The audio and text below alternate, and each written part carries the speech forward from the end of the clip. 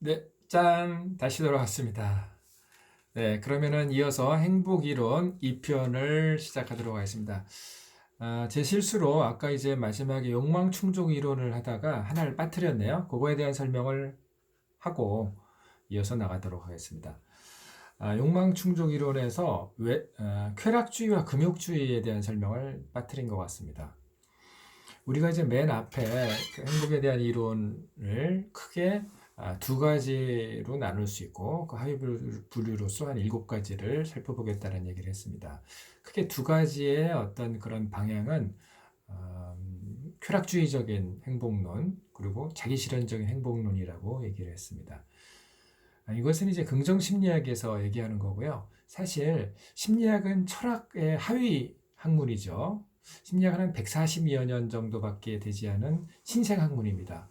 근데 철학은 사실 이제 고대 그리스에서 철학의 전통을 찾을 수 있는데 이제 한 2500년 정도 역사가 되죠. 그 고대 그리스에서 얘기하는 그 고대 그리스 철학 전통에서는 행복을 이게 보는 견해가 두 가지가 있다고 볼 수 있겠습니다. 이제 금욕주의적인 관점 그리고 쾌락주의적인 관점 이렇게 볼 수 있는데요. 그거에 대한 얘기를 지금 잠깐 하려고 합니다. 쾌락주의는 에피쿠로스 학파에서 주장했던 내용이고요. 금욕주의는 스토아 학파에서 주장했던 내용입니다. 고대 그리스에서 이제 에피쿠로스 학파에서 주장했던 쾌락주의는 뭐 쾌락을 많이 경험할수록 행복하다 그런 주장입니다. 간단하게 얘기하면 곧 행복은 쾌락에 있다. 불쾌함을 경험하지 않는 것, 쾌락을 많이 경험하는 것 이것이 행복이다. 그런 주장인데요. 사실 여기서 얘기하는 쾌락은 뭐 육체적인 쾌락, 저급한 쾌락을 얘기하는 건 아니고요. 사실 정신적인 쾌락, 상당히 고양된 쾌락을 얘기한다고 하겠습니다. 그래서 사실 이 에피쿠로스 학파가 주장했던 쾌락주의는 사실 이제 안정된 마음, 그리스어로는 아타락시아라고 하는데요. 안정된 마음, 흔들리지 않는 안정된 마음을 가질 때 진정으로 정신적 쾌락을 느낄 수 있고 이를 통해서 행복으로 갈 수 있다라고 얘기를 합니다. 그리고 이제 금욕주의에 대해서 살펴보면 금욕주의는 이제 스토아파가 주장했던 이제 견해인데요. 욕망을 우리가 이제 기본적인 욕망도 살펴봤지만 욕망을 추구할 때 오히려 행복과 멀어지기 때문에 욕망을 금하는 것이 행복으로 가는 길이다라는 견해입니다. 스토아학파는 사실 스토아는 얼룩덜룩한 색이 칠해진 복도라는 뜻입니다.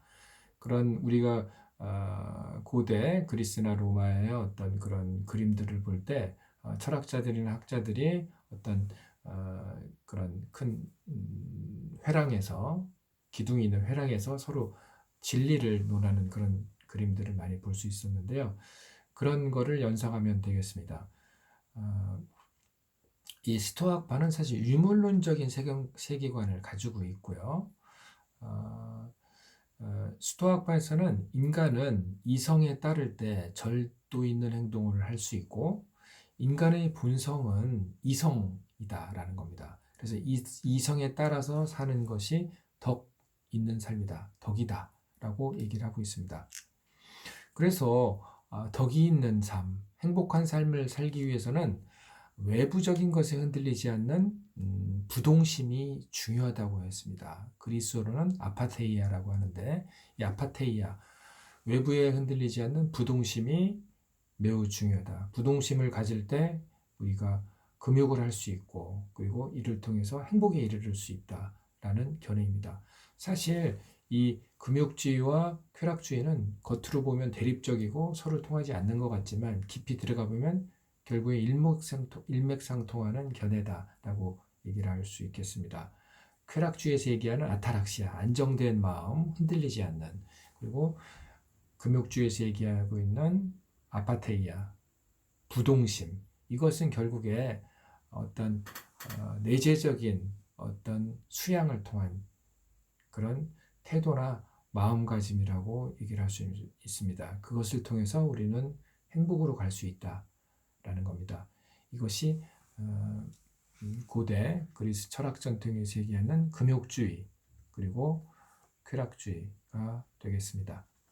네, 그러면은 이어서 행복이론 2편을 시작하도록 하겠습니다. 4가지 행복이론에 대한 얘기를 할 텐데요. 첫 번째, 우리 교재 122페이지, 124페이지에 나와 있는 목표 이론에 대해서 얘기를 해보도록 하겠습니다. 우리 교재 122페이지에서 124페이지에 나와 있습니다.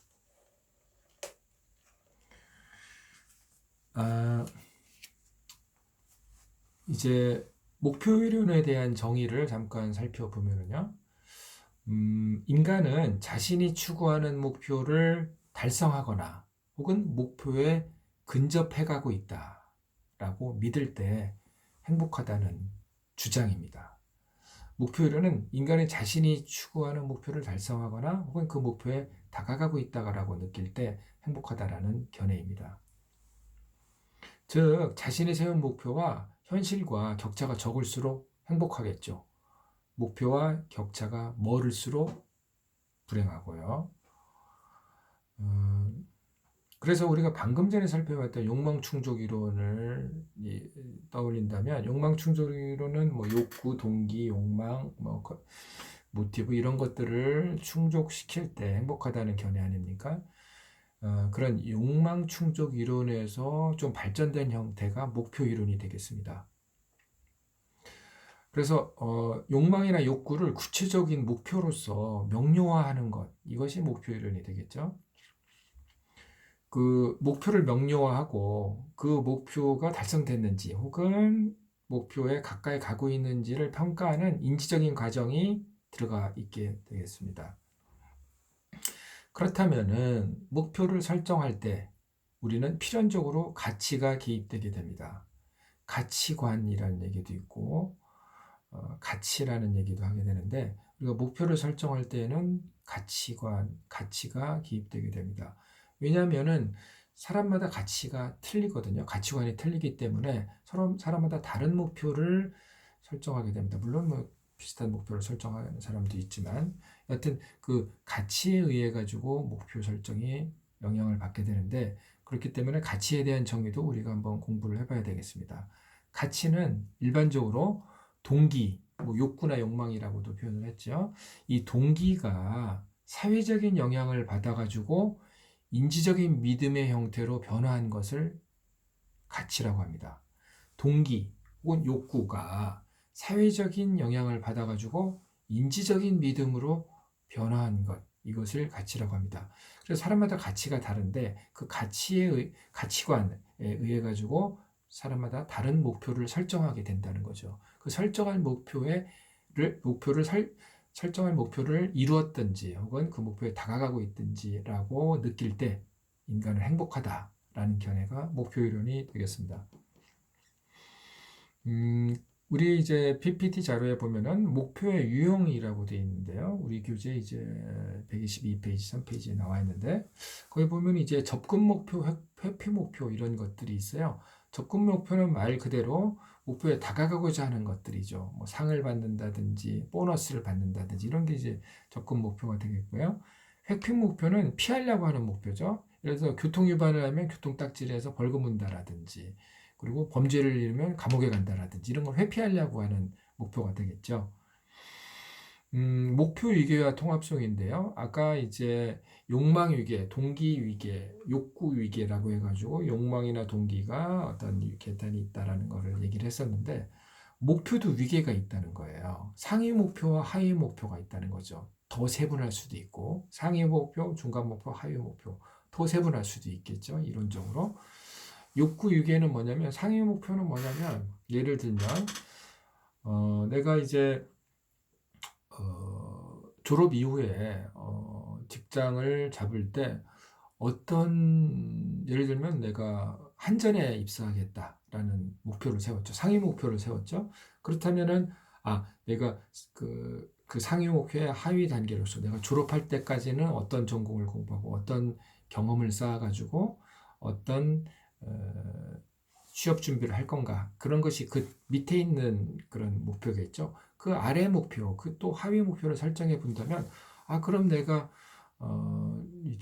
대학 생활을 하면서 어떤 그 한전에 들어가기 위한 어떤 경험이나 스펙을 쌓을 때, 그래, 내가 학점은 3.5 이상으로 관리하겠어. 그리고, 내가 영어를 좀 잘하지 못하니까 영어권의 교환학생으로 가서 1년 정도 영어권 교환학생을 하겠다. 이런 것이 그 하위 목표가 되겠죠. 그래서 상위 목표, 하위 목표를 설정할 수 있다는 겁니다. 목표에도 단계가 있다는 겁니다. 계단이 있다. 그것이 목표 위계가 되겠습니다.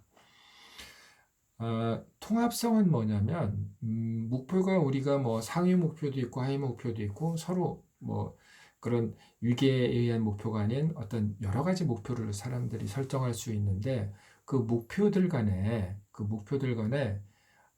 서로 모순이 되지 않고 내적 갈등이 적을수록 주관적 웰빙 수준, 즉 행복도가 올라간다는 겁니다. 반대면은 반대겠죠. 자기가 설정한 여러 가지 목표들 간에 갈등이 있고 모순된다면 행복도가 떨어지겠죠. 웰빙 수준이 떨어지겠죠. 그리고 개인이 속한 사회가 그런 격려하는 그런 가치들이 있습니다.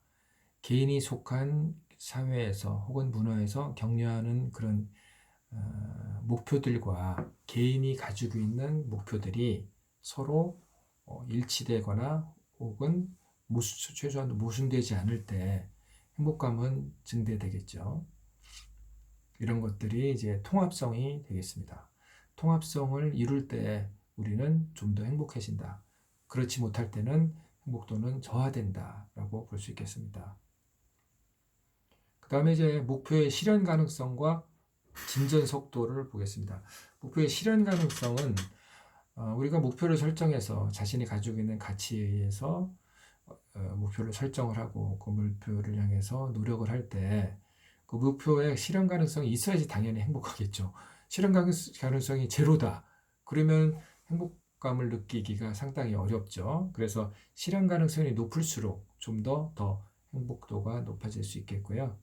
진전 속도도 마찬가지입니다. 진전 속도가 빠를수록 좋겠죠. 진전 속도가 너무 느리다. 혹은 진전 속도가 거진 없다. 진전되는 것을 느낄 수가 없다 했을 때는 행복을 느끼기가 어렵다. 그런 견해입니다. 근데 주의할 점은 행복을 느낄 때 설정한 목표가 진전되고 있는지 안 돼 있는지를 느끼는 것은 주관적이라는 겁니다.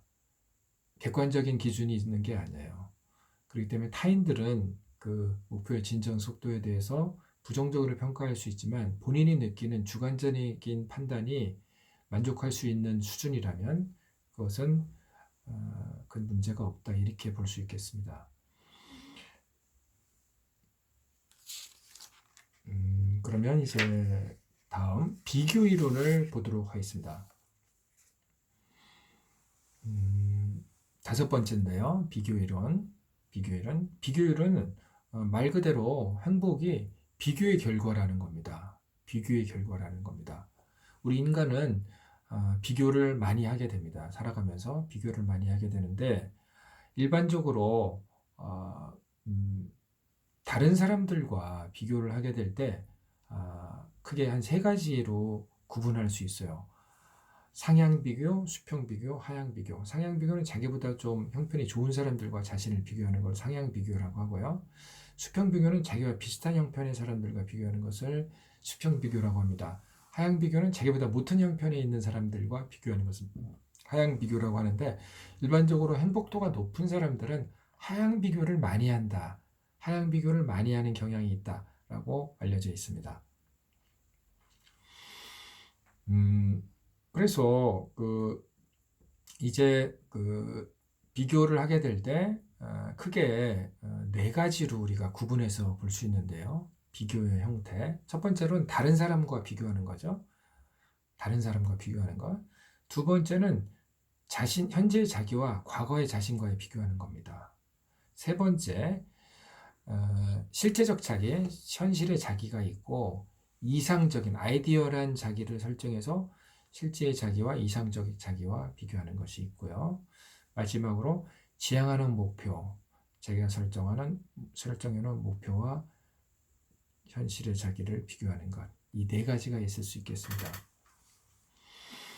다른 사람과의 비교는 아까 잠깐 얘기를 했었죠. 대개 세 가지 형태가 있다. 상향 비교, 수평 비교, 하향 비교. 자신보다 나은 사람과 비교하는 것, 비슷한 사람과 비교하는 것, 자신보다 못한 사람들과 비교하는 것. 한 그 세 가지로 구분할 수 있는데 행복도를 높이기 위해서는 비교적 많이 할 수 있는 것은 하향 비교를 많이 한다라는 거고요. 과거의 비교는 현실의 자기와 과거의 시점이 뭐 다를 수 있겠지만 과거와 과거의 자신과 자기 현실의 자기 지금의 자기를 비교하는 겁니다. 좀 더 나아졌다라고 판단된다면 행복하다고 느낄 것이고 반대라면 좀 불행하다고 느끼겠죠. 어떤 이는 행복은 비교라든지 어떤 자신이 설정한 목표라든지 이런 것과 비교하는 것이 아니라 과거의 자신과 현실의 지금의 자신을 비교해 봤을 때 좀 더 나은 자신으로 됐다면 그것이 행복이다, 성장이다 이렇게 얘기하는 사람들도 있죠.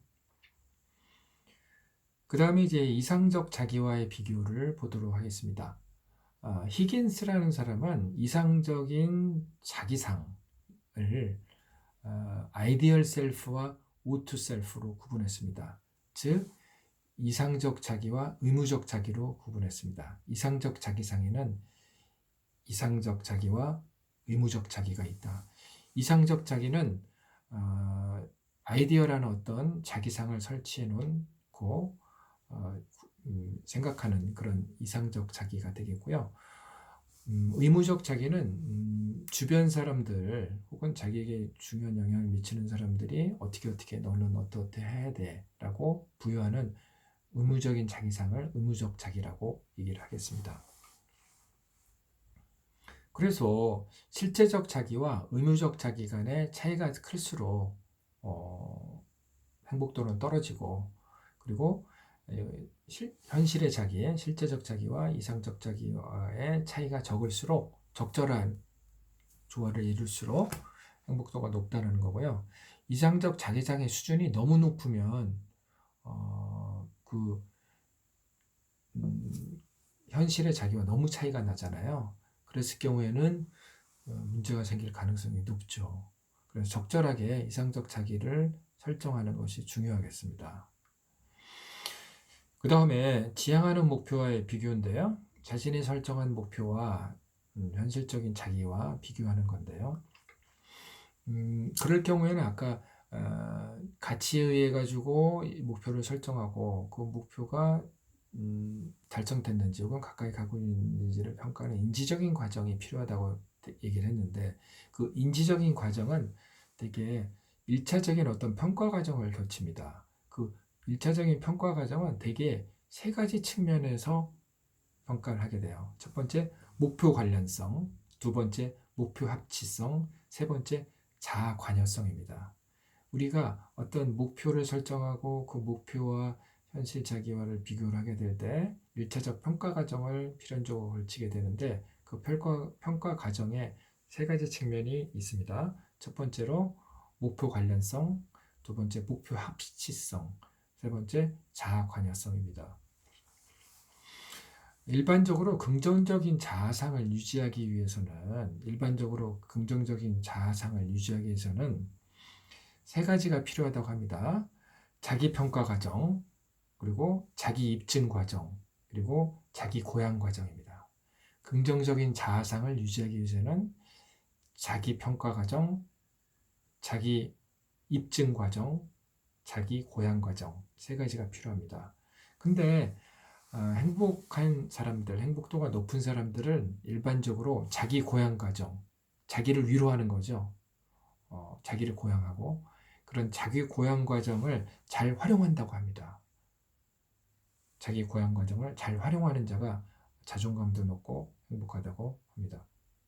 네, 그러면은 비교이론은 이 정도로 하고요.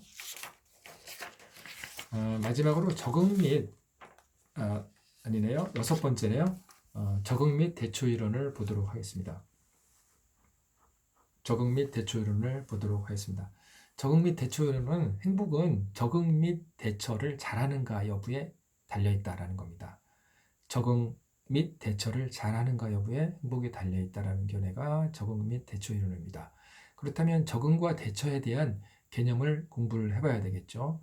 먼저 적응에 대해서 한번 공부해 보겠습니다. 적응은 이제 어댑테이션이라고 하는데, 적응은 경험을 반복하면서 쾌감이나 흥미가 저하되는 현상입니다. 둔감화라고도 합니다. 습관화라고도 하고요. 적응은 경험을 반복하면서 쾌감이나 흥미가 저하되는 현상이라고 합니다. 둔감화 혹은 습관화라고도 표현합니다.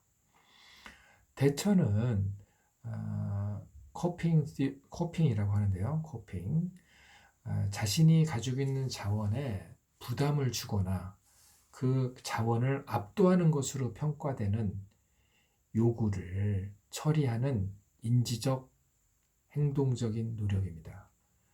대처는 자신이 가지고 있는 자원에 부담을 주거나 자신을 압도하는 것으로, 그 자원을 압도하는 것으로 평가되는 요구를 처리하는 인지적 행동적인 노력을 대처라고 합니다. 그래서 적응은 수동적이라고 볼 수 있겠죠. 그죠? 그리고 대처는 좀 능동적인 측면이라고 볼 수 있겠습니다. 이제 대처를 할 때 우리가 가지고 있는 자원을 대처 자원이라고 해요. 우리가 대처를 할 때 본인이 가지고 있는 자원을 대처 자원이라고 하는데, 라자루스 앤 포크먼이 1984년도에 의미 있는 대처 자원 5가지를 들었습니다. 의미 있는 대처 자원 5가지를 들었는데요. 130페이지에 보면요. 교재 130페이지에 보면 첫 번째 문단에 있습니다. 첫 번째 문단 130페이지 첫 번째 대처 자원 5가지를 들고 있습니다. 대처 자원 5가지를 들고 있습니다. 첫 번째 건강과 에너지, 두 번째 긍정적인 신념, 세 번째 문제 해결 기술, 네 번째 사회적인 기술, 다섯 번째 물질적인 자원으로 들고 있습니다. 대처 자원을 5가지로 들고 있는데요. 우리 교재 130페이지 첫 번째 문단에 보면 그거에 대한 설명을 자세하게 되어 있으니까요. 시간을 가지고 한번 읽어보시고요. 그 다음에 이제 131페이지, 132페이지에 대해서는 대처 방법에 대해서 나와 있습니다. 대처 방법은 크게 2가지로 나눌 수 있습니다. 문제 초점적 대처와 정서 초점적 대처입니다. 문제 초점적 대처는 스트레스를 유발하는 문제를 해결하기 위해서 직접적인 그 문제에 대처해서 해결하는 방법을 문제 초점적 대처라고 합니다. 예를 들면 어떤 사람이 자신을 비방했다 했을 때 그 비방하는 상대방의 그 행동에 대해서 직접적으로 그거에 맞춰가지고 어떻게 대처할 건가를 강구하는 것, 이것이 문제 초점적 대처가 되겠고요. 정서 초점적 대처는 문제 초점 대처가 힘들 때, 문제 초점 대처가 유효한 대처가 아닐 때 그 문제에 집중하기보다는 그 문제에서 발생한 부정적인 정서 상태를 완화하려는 노력이 정서 초점적 대처가 되겠습니다. 정서 초점적 대처가 됩니다. 예를 들면 우리 여러분들이 직장 생활을 하지 않았지만 직장 생활하면서 상사가 자신을 엄청나게 비난했다. 자신이 보고서를 올렸는데, 예를 들어서 어떤 보고를 했는데 그 보고에 대해서 입에 담을 수 없는 욕을 하면서 비난했다 했을 때 바로 직접적으로 문제 초점적 대처를 한다고 해가지고 그 자리에서 그냥 다 뒤집어 엎고 나와버리면 직장 생활을 유지하기 힘들잖아요. 그럴 경우에는 정서 초점적 대처를 해야 되겠죠. 일단 정서 초점적 대처를 한다면, 예를 들면 집에서 가족들에게 자기 힘든 것을 상담한다든지, 혹은 친구들을 만나서 술을 마신다든지, 아니면 지인들과 욕을 한다든지, 그 상사에 대해서 이런 것이 정서 초점 대처가 되겠죠. 그 부정적인 상황에서 발생한 어떤 부정적인 정서를 해결하기 위한 그런 노력들이 되겠습니다. 적응과 대처 이론에서 알려주는 시사점이 몇 가지가 있어요. 시사점에 대해서 좀 4가지가 있는데 살펴본다면 적응 및 대처 이론에서는 긍정적인 변화에 주목해야 된다는 겁니다. 부정적인 변화에 주목하는 것이 아니라 두 번째로 사건을 부정적인 측면을 부정하는 것이 아니라 부정적인 측면을 그대로 인정하지만 주로 긍정적인 관점에서 봐야 된다는 것이죠. 세 번째로 사건의 의미를 긍정적으로 해석하라는 겁니다. 부정적으로 해석하지 말고요. 마지막으로 긍정적인 기대를 가지고 최선의 결과를 유발하도록 대처를 하라. 이런 것들이 방금 살펴본 적응 및 대처 이론의 시사점이 되겠습니다. 그러면 마지막으로 강점 및 덕목 이론을 살펴보도록 하겠습니다. 강점 및 덕목 이론은 자신의 강점 및 덕목을 개발하고 현실 세계에 잘 활용하는 삶, 이것이 행복한 삶이라는 견해입니다. 자신이 가지고 있는 강점 및 덕목을 개발하고 잘 현실 생활에서 활용하는 삶, 이것이 행복한 삶이다라는 견해입니다. 그렇기 때문에 자신의 강점을 잘 살펴봐야 되겠죠. 그리고 자신을 좀 잘 알아봐야 되겠죠. 그리고 자기 자신을 소중히 여기는 것, 자중자애하는 것, 자신을 소중히 여기는 것, 이것이 중요하다고 하겠습니다. PPT 자료 9페이지에 보면 강점 및 덕목 분류 체계라고 되어 있는데요. VIA Classification of Character, Strengths and Virtues 길게 얘기했는데 Value in Action이죠. Value in Actions. VIA는 Value in Actions의 약자입니다. 그래서 강점 및 덕목을 분류해 놓은 체계인데 크게 6개 핵심 덕목과 24개 강점으로 이루어져 있습니다. 6개 핵심 덕목과 그 하위 분류로서 24개 강점이 나열되어 있습니다. 그러면은 한번 그 강점과 덕목을 한번 제가 읽어보도록 하겠습니다. 첫 번째, 지혜와 관련되는 겁니다.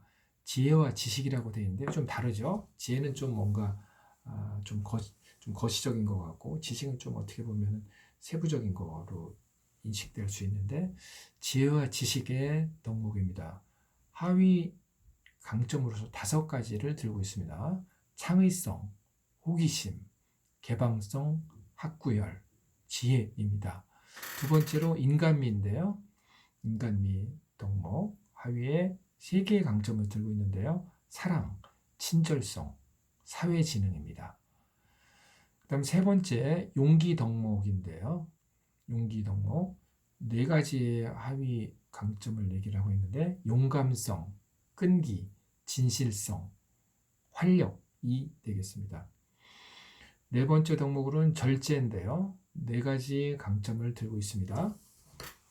용서, 겸손, 신중성, 자기조절입니다. 5번째로 정의 덕목을 들고 있는데 정의 덕목에는 시민정신, 공정성, 리더십을 들고 있습니다. 6번째 초월 덕목에는 5가지 강점을 들고 있는데요. 감상력, 감사, 낙관성, 유머감과 영성입니다. 이렇게 총 6개의 핵심 덕목과 24개의 강점에 대해서 분류를 해놓고 이 핵심 덕목과 강점을 찾아내고 자신의 덕목과 강점을 찾아내고 이것을 현실 생활에서 잘 활용하면서 사는 삶, 이것이 행복한 삶이다. 이것이 강점 및 덕목 이론이 되겠습니다. 우리 교재 134페이지에 보시면요, 중간에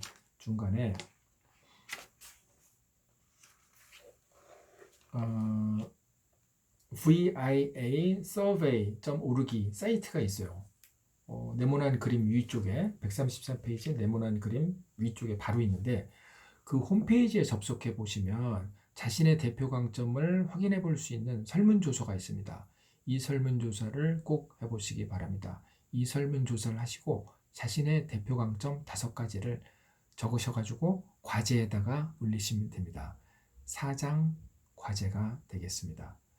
자신의 대표 강점을 찾을 수 있는 이 설문조사 viasurvey.org에 접속하셔가지고 한국어 선택이 가능해요. 홈페이지에 들어가시면 언어 선택 기능이 있거든요. 언어 선택을 코리안으로 하시면 한국어로 다 바꿉니다. 그거에 대한 120개 질문이 있어요. 길지 않아요. 간단하게 할 수 있습니다. 길은 시간이 걸리는 건 아니니까 120개 질문에 대한 대답을 하시면 5점 척도입니다. 5점 척도로 대답을 하시면 120개 질문에 대답을 하시면 거기서 순서대로 쭉 이렇게 강점이 떠요. 그래서 위쪽에 있는 게 5개가 자신의 대표 강점입니다. 자신의 대표 강점을 확인하시고 그것을 과제로 이렇게 사이버 교육센터에다 올리시면 됩니다. 그 다음에 4장 마지막에 에카르트 폰 히슈하우젠이라는 사람이 있는데 이 사람이 2010년에 자신의 책에서 행복에 대한 7가지 진실에 대한 얘기를 했습니다. 행복에 대해서 7가지 진실이 있다라는 겁니다. 되게 우리들이 알고 있는 거죠. 알고 있는 건데 한번 복습 차원에서 다시 한번 공부해 보겠습니다. 첫 번째, 사람들은 가끔씩 불행을 원한다. 그렇죠. 가끔씩 불행을 원하죠. 두 번째, 우리는 항상 행복하기 위해서 이 땅에 태어난 것은 아니다. 가끔 불행한 것이 역으로 행복의 소중함을 느끼게 해주는 역할을 하죠. 세 번째, 우리를 평생 행복하게 해줄 것이라고 믿는 천생연분은 없다. 완벽한 배우자는 없다는 겁니다. 그래서 사랑하는 사람들끼리 서로 응원하고 격려하는 것이 행복의 원인인 겁니다.